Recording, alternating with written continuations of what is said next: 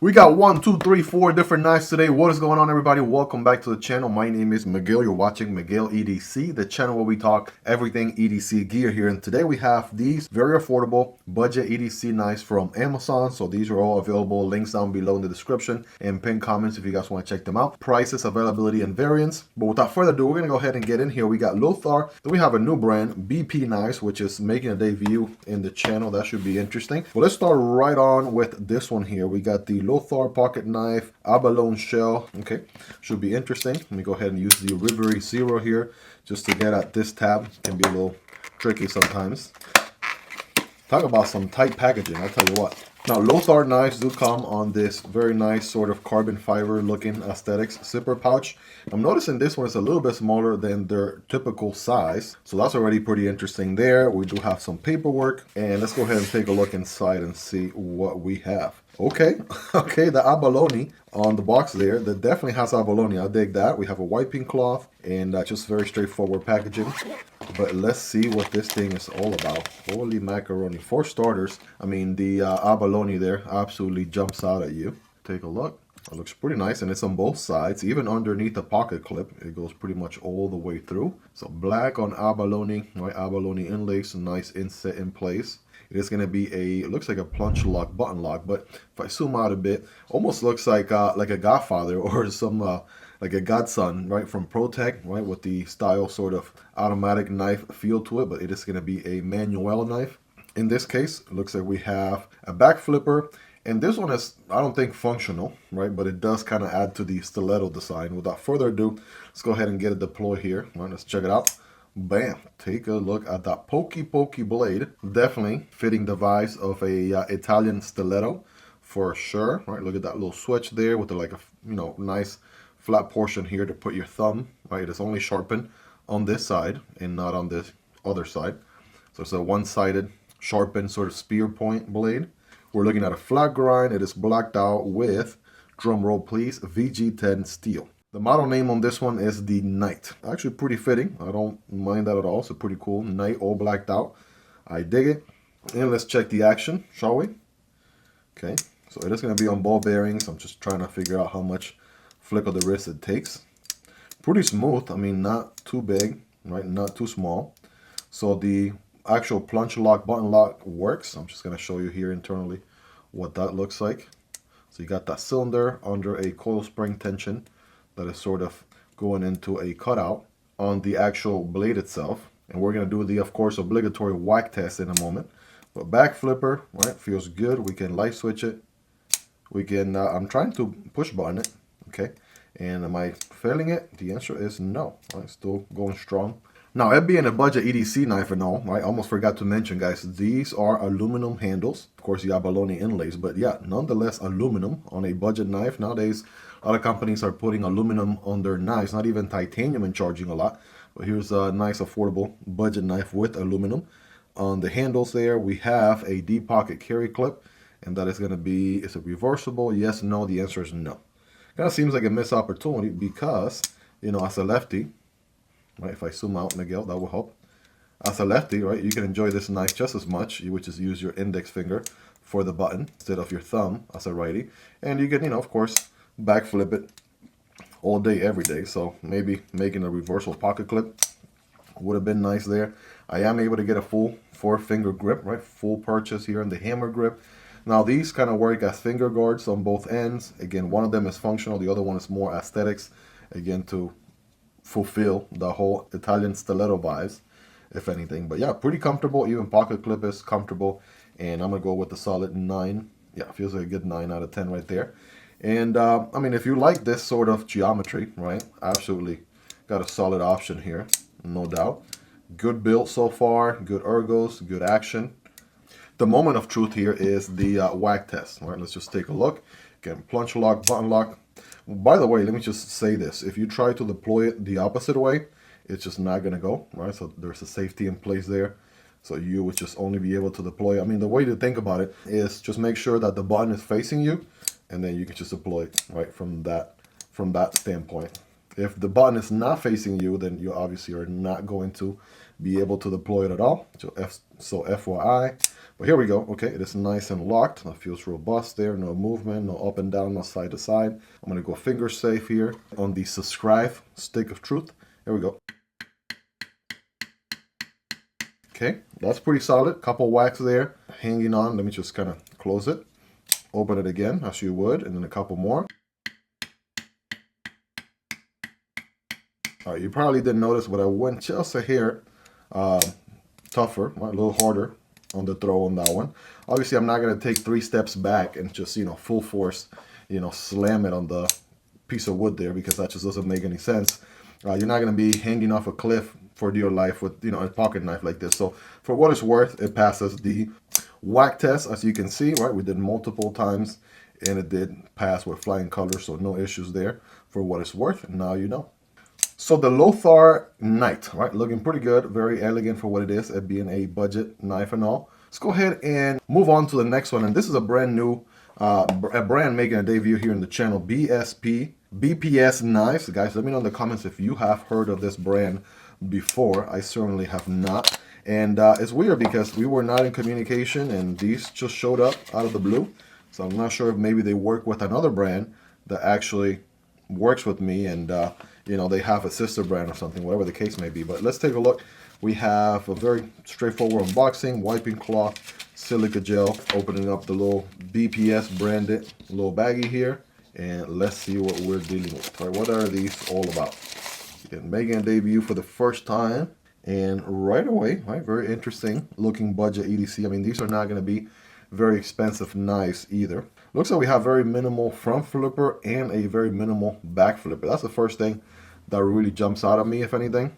Just a very interesting little take on the whole back flipper, front flipper approach. Definitely plenty of jimping. I do dig that a lot, so we'll check that out in a moment. We have green recessed G10 handles on this one with internal liners, 2 standoffs, and a deep pocket carry clip that is not reversible. Something to keep in mind. Let's go ahead and check out the blade here, shall we? All right, I'm going to go back flipper for the win. Okay, it actually works surprisingly good. All right, let's take a look at the blade for a moment. We have a full flat grind.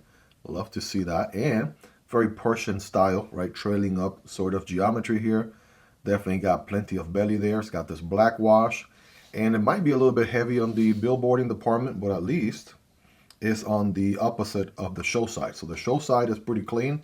And then on the opposite side, they do have the BPS Knives branding there with the Sandvik 14C28N, right? So perhaps getting rid of the Sandvik, maybe making the logo a little bit smaller, right? Something like that would have been nice. But again, budget knife here, it is going to be a liner lock. So checking out the liner here, we are very, I want to say minimal engagement, but decent engagement, about 20-ish% or so. A little bit of access here from the show side, okay? Easy to disengage, okay? Pushing down to the left here. And it does have a little bit of jimping on the liner there, nothing too crazy. Checking out the close. Okay, it's going to be a little bit of a shake shutter, as you would expect. It does have an internal stop pin. All right, I'm taking a look at that right here. Internal stop pin. Honestly, I was going to expect my finger to slide off a little bit, but the back flipper is actually going every single time. You can light switch it. Obviously, push buttoning it. Surprisingly, it just works. All right, that is interesting. Front flipper, oh yeah. I gotta give them credit. Listen, both of these deployment options, both are working pretty good, especially with, it being all nice and round and everything. You can just basically put your thumb anywhere and they actually deploy. So I am digging that quite a bit. So both deployment options, right, pretty good, pretty solid. Nice on the shake shot action there. There's gonna be some knack in the middle there, as you can see. And it does feel pretty robust there. No movement side to side, up and down of any kind. So that's feeling good. Of course, the ergos, right? Full 4-finger grip. Able to get a full purchase here with the hammer grip. No forward choke option, but you could maybe forward choke a little bit, right? No dedicated finger choice, what I meant to say. But you can forward choke a tad bit if you wanted to. That's perfectly fine. Very minimal jimping. A little bit more jimping would have been nice, but that's just personal preference at this point. And it does feel surprisingly comfortable. I'm going to go with a solid 9.5 out of 10. The pocket clip does not overstay its welcome. It's not super long or anything. It's got a little bit of a bill here, but not too tall. And it feels pretty good, right? For what it's worth. Again, it's not reversible, but it is plenty deep carry and again, very comfortable for sure. So yeah, this is going to be an interesting one here. Should be very slicey. I'm curious to see if the other box has the same model or a different model. I did confirm this one is called the Colibri. Okay, so it's called the Colibri. And from what I'm reading on Amazon, it's a Ukrainian-based company, which again, I mean, it doesn't really specify, but these could very well be made in China. Again, being, you know, so affordable and all, but it says that the brand is from the Ukraine, or perhaps some models are, right? Let's go ahead and put this one here to the side and clean up a little bit here. Like, same unboxing experience there so far. This one is, okay, same model, the Colibri once again, but this one has, I want to say G10, but you know when they work the G10 so nicely, it kind of gives this sort of shredded looking carbon fiber look to it. So still G10, right? But it looks like carbon fiber because of the nice finish. This one's rocking more of the black on satin finish sort of look to it. Again, we looked at a black stonewash blade on the last one, and this one has a satin finish, right, blade. Again, trailing point, Persian blade, if you would. This one has, again, a different finish here. It looks pretty good. I do like the fact that they went with a full flat grind, right? That's very nice. Very clean blade, for sure. And again, what really takes the cake here is both deployment options. They feel pretty solid. I really wasn't expecting that. I can even take it as a top flipper. So there's front flipper, and then you could even do a top flipper. So both of those work pretty good.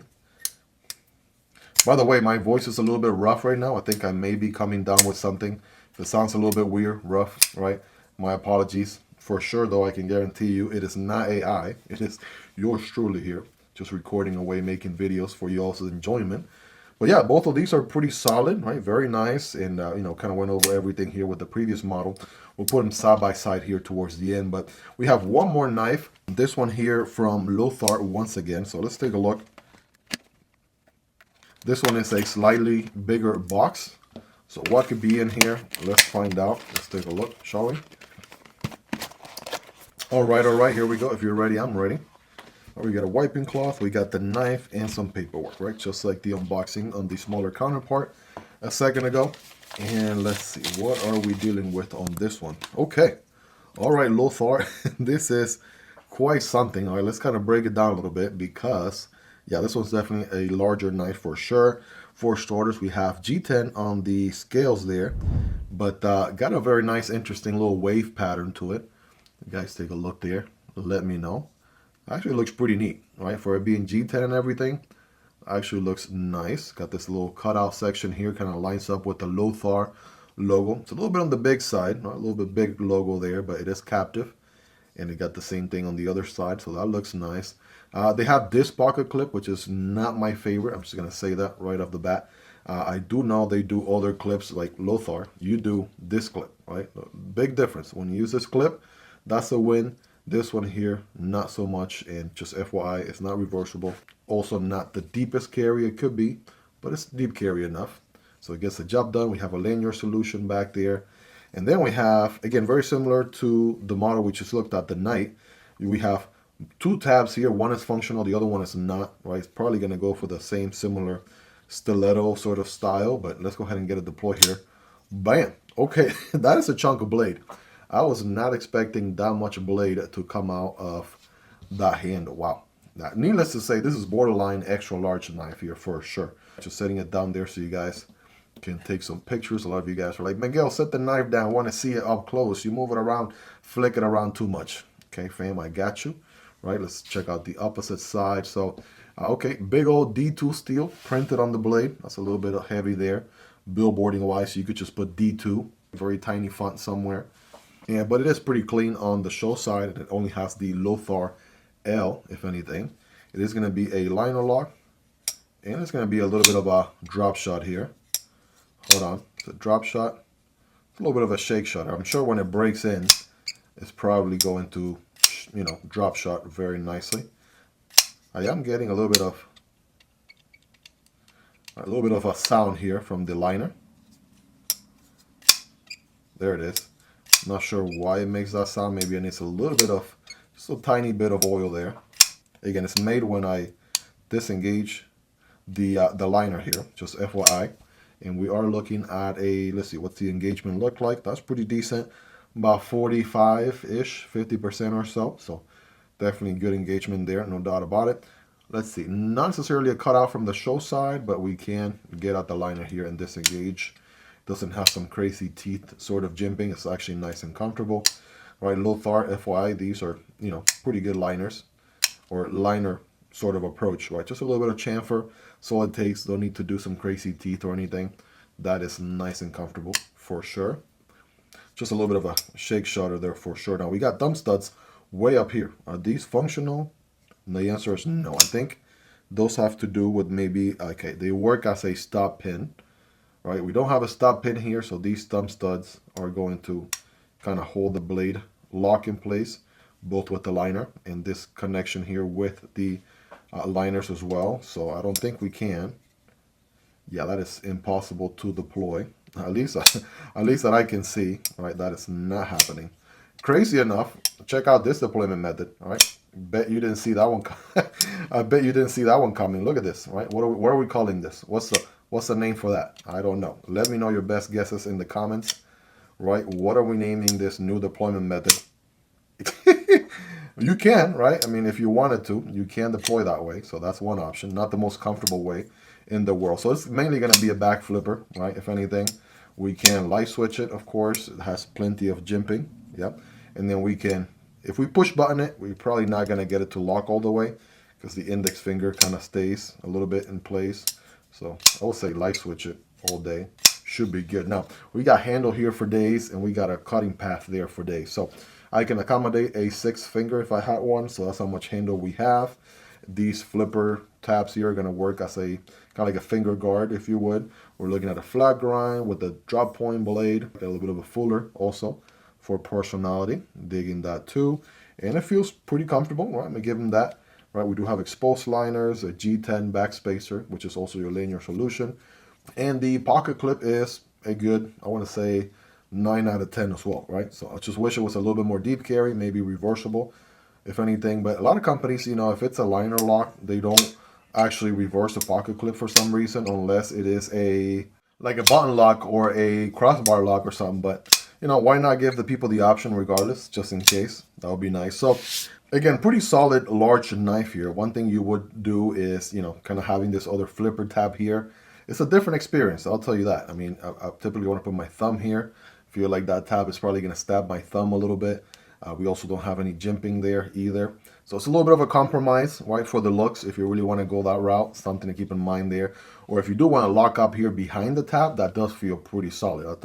I will say that. So that feels good. If you want to move your thumb up a little bit, that does feel maybe a little bit awkward. Again, you know, just sharing with you. If that's not a problem for you, then you should be all right. But yeah, very interesting, larger, I'm going to say extra large knife here from Lothar for sure. And I was also really impressed with the Calibri here from BPS Knives. Again, just checking this brand out for the first time. These boxes showed up. They just randomly showed up, and I was like, who is this brand? And then I finally got a chance to check out these knives. So the good news is that all of these are available on Amazon, so they're also very affordable as well. Somebody left a comment on a post the other day, said, you know, why does this guy always promote expensive knives? And you know, first of all, I'm like, well, for one thing, you might not be watching the channel all that often. You know, I share probably 3 out of every 5 knives are probably on the affordable end of things. And number 2, I'm not really promoting anything. These are options that are out there, right? If you like them, great. You know, just providing you with what the unboxing, you know, overview experience is going to be like. And if you want to go for it, right, there you go. You have the information you need it. And if you don't like it and they're not for you, I mean, I'm not pressuring anybody to do anything. So it's really up to you. I'm just here to share, you know, what the knowledge, the experience, what the knives feel like. That's what this channel is all about. And obviously, you can draw your own conclusion and decisions from there. Let me know your thoughts on these. What do you all like about them? What do you love about them? Is there anything you dislike about them? All feedback is welcome. I know a lot of these brands do hang out in the comment section. They love to hear feedbacks from the community. What could be improved? What could be made better? Again, links to all these down below. They're very affordable if you're interested, and it does help out the channel when you use those links. But again, That's completely up to you and at zero extra cost, but highly appreciated, of course. Hope you guys really enjoyed this one. If you made it to the end, you're the real MVP. Hope you guys have a wonderful rest of your day. Take care, and I'll see you on the next one, either this one or this one. Peace.